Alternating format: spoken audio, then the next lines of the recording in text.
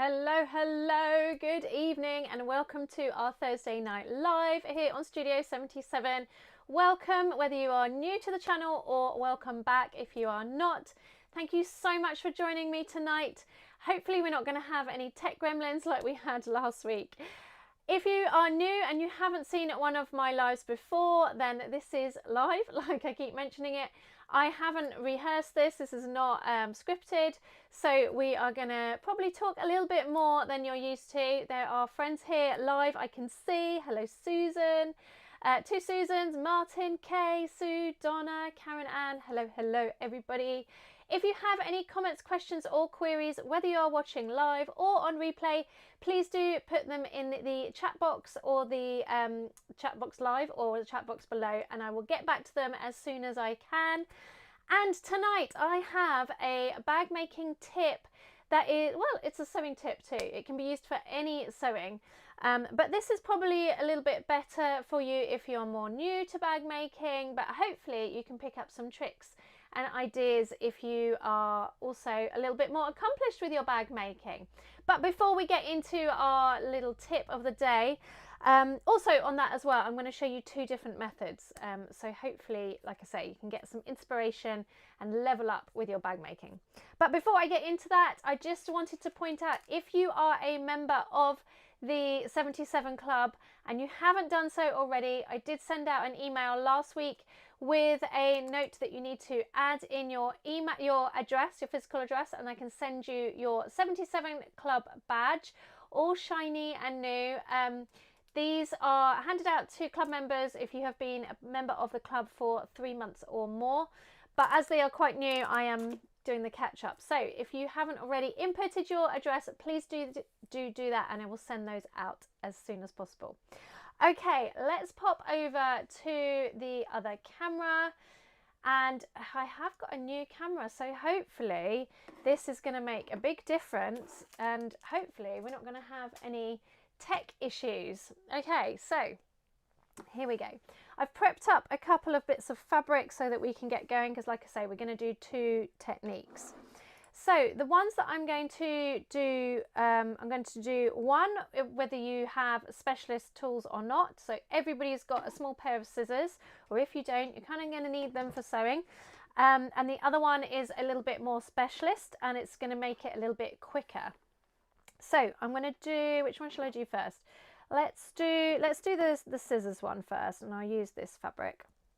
So I'm just going to place it as if you were doing your project, right sides together. I'm going to just cut that there to make my life a little bit easier.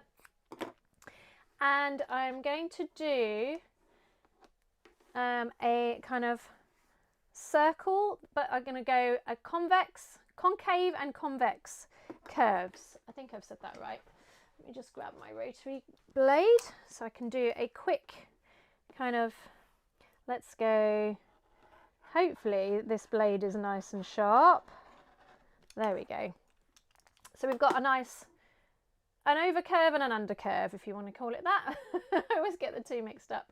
So I'm going to stitch those with a regular, what I always include on all my patterns, which is a 1 centimetre or 3/8 of an inch seam allowance.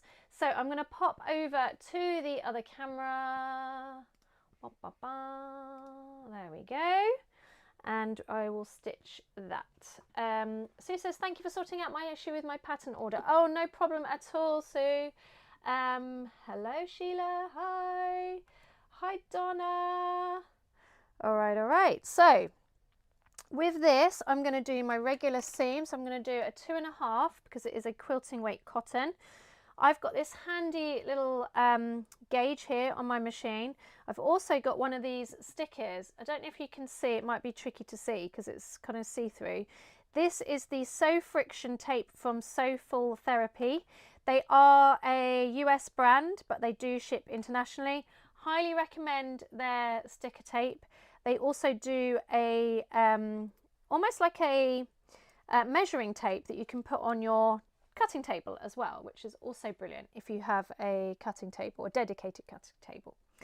Okay, so off we go. We're going to imagine that this has been interfaced, going around that curve. Tips for actually physically sewing the curve is just to go as slow as you need to go. It's not a race when you're doing your curves, and to gently pull the fabric around as you go. You never want to pull your fabric through the machine because your machine's going to get angry. You might even pull your timing out as well.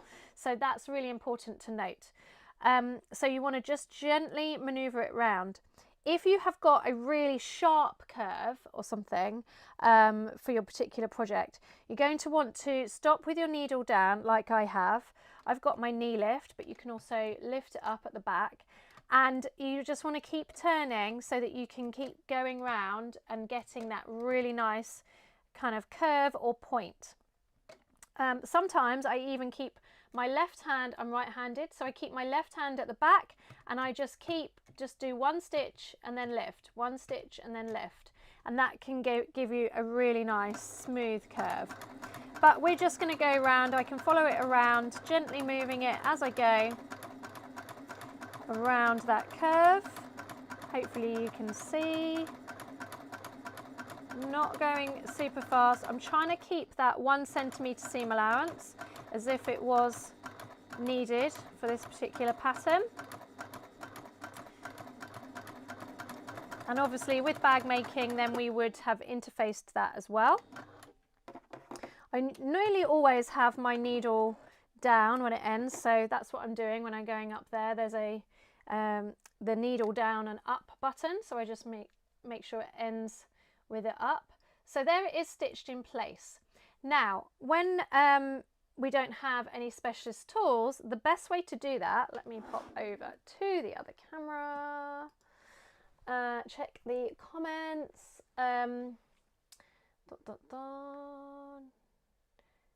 Penny says her tape is on the way. Sue says my machine's sewing like a dream, just been in for a service.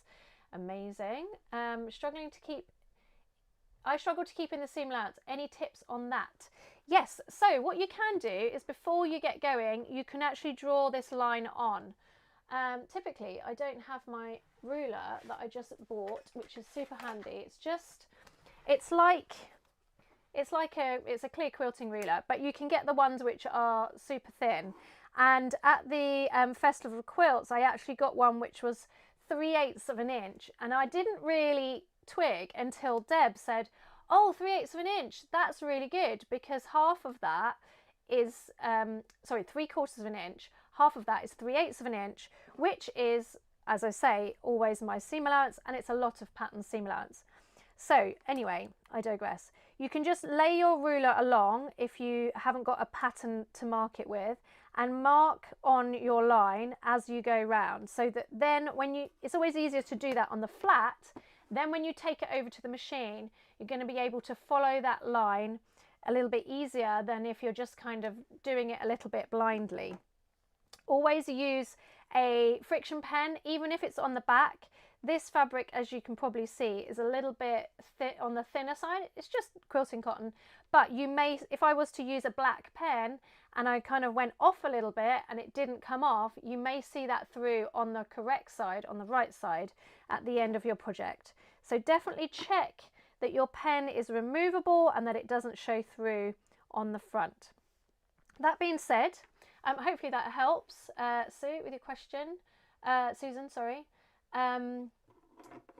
Zena is in Florida. Amazing. Hello, hello. Send us your lovely hot weather, please. So with our regular scissors, how we're going to do this, see if I can get it a bit closer, is we're going to cut out little triangles all the way around. Now, it's really important, of course, that we don't get, oh, where are we?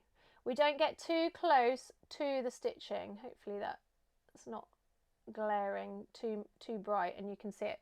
We don't want to get too close to the stitching because obviously we don't want to cut the stitching. Now, when you get a little bit more, and you're just, as I say, you're just going to keep doing these snips going around. When you get a little bit more kind of confident with your scissors and your tools, how I actually do it now, and this is going to scare a lot of people, is I go quite deep with the scissors. So the first time I did it on the end, like so. So you can control, you know that you're not going to snip into the stitches because you are controlling, there's only, you know, so far your scissors can go because that's the length of your blade. But what I like to do is I go deeper into the scissors and I cut where I want to go to, and then I turn the work like so, and then I cut away and finally snip. That way you can do it really quickly, and it's a lot quicker than you know, going snip snip each time, snip snip. So you're going to end up with this kind of, hopefully you can see, this kind of funky pattern. I'm going to continue doing that all the way around. What you might want to do as well as another added thing is you might want to cut down your seam allowance. Again, does depend on what you're doing. If it's for dressmaking or something which doesn't necessarily have interfacing, you're going to possibly see this pattern, especially as you're going to press it. I'm not going to press this on this live, but you might see the snips and the kind of triangles, if you like, from the front once you give it a good press and a good steam. So that's something to bear in mind. But there we go. You can see that I've also done it on the curve that goes down. You do it on the curve that goes up, and you do it on the curve that goes down. Then when we turn it through the other way, what that is doing, it's allowing your fabric, when we turn it through that way, your fabric is going to want to go over the top of each other. By having those triangles, it gives it the space. It's really hard to show you, but it gives you the space for them to fold in. They can overlap, they can go next to each other and allow for you to create that perfect, beautiful curve that you are looking to achieve. One second.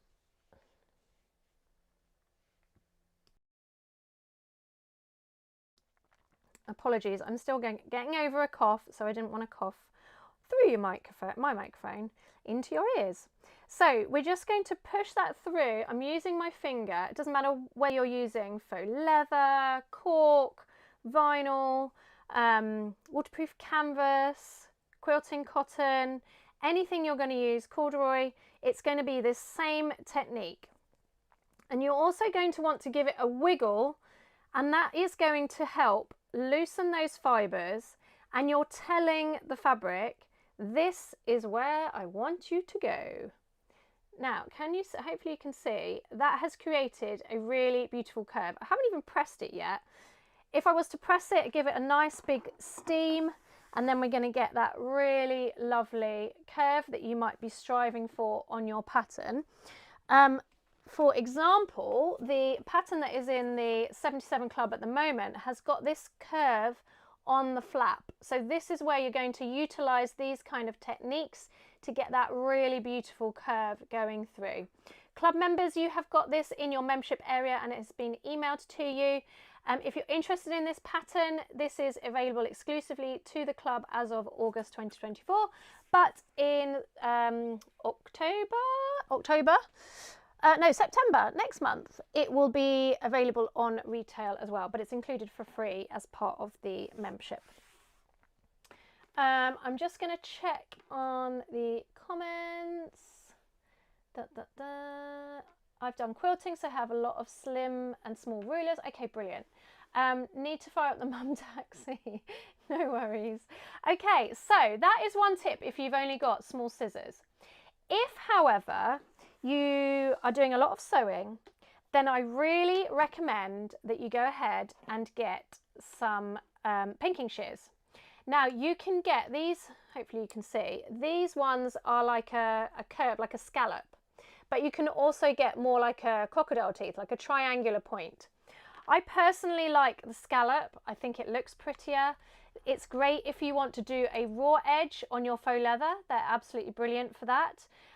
But as I will show you, it also makes it super quick for when you are doing your curves. So let me quickly sew this one and then I will show you with the pinking shears, the difference and the speed, actually, you know what, I need to cut out a shape first, don't I? With which the pinking shears makes a big difference. These ones are just from Amazon. I will pop a link to the ones that I have in the description, or if not, similar ones. Again, I'm doing the same curve. Of course, my rotary cutter wants to give up, but there we go. So I'm going to sew that, and then we will use the pinking shears, and you can see the difference.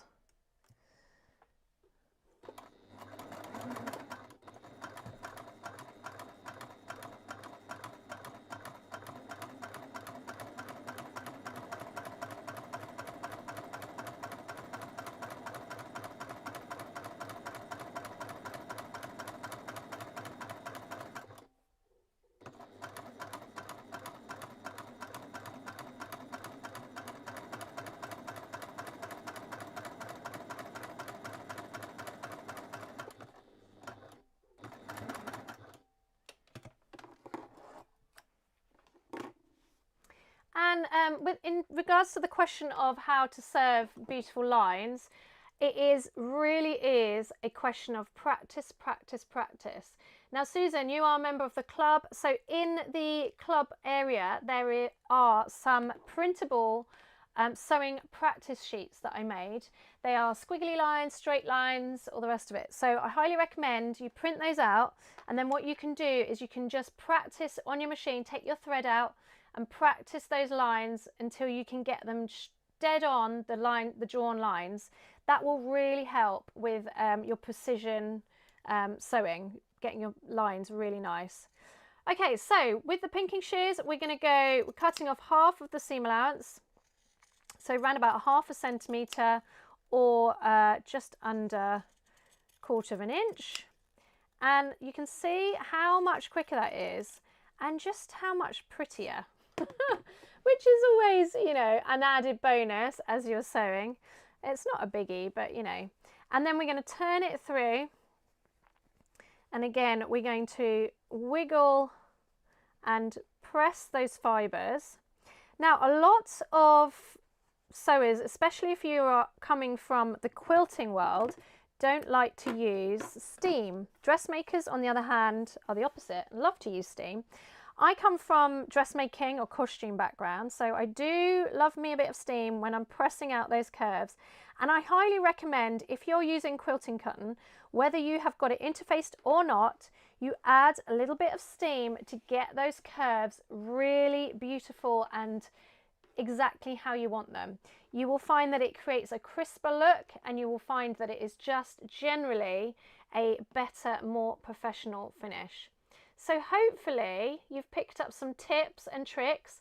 If you know any more, please do pop them in the comments box below, because it's always really nice to share those with everybody, because there may be something that you've thought of and been using for years, or a little tip or trick that somebody else that is newer to sewing or bag making may not know. So if it's along the lines of curves, please do pop that in the chat box or the comments box below, and we can all help each other. On that note, if you are not a member of the free Facebook group over on Facebook, it's called Sew, Create and Craft by Studio 7T7. So even if you just search for Studio 7T7 and then groups, it will pop up. If you have any tips or tricks that you want to share in there, please do share those and help other people. You can ask questions in there, you can share your makes. It's a really fun community. Everybody is really warm and welcoming, so please do join us over there. Otherwise, I shall see you back here next Thursday for another tip or trick of the day. Oh no, not next Thursday. Next Thursday we don't have one because I am out. I'm going to see Taylor, which I'm very excited about, Taylor Swift. So I shall see you in 2 weeks back here on the channel. Have a great evening, everybody. Thank you so much to everybody that has joined me live. And if you are joining me on replay, don't forget to let me know in the comments too. Have a great evening and a great weekend, everybody. I'll catch you very soon. Take care. Bye-bye.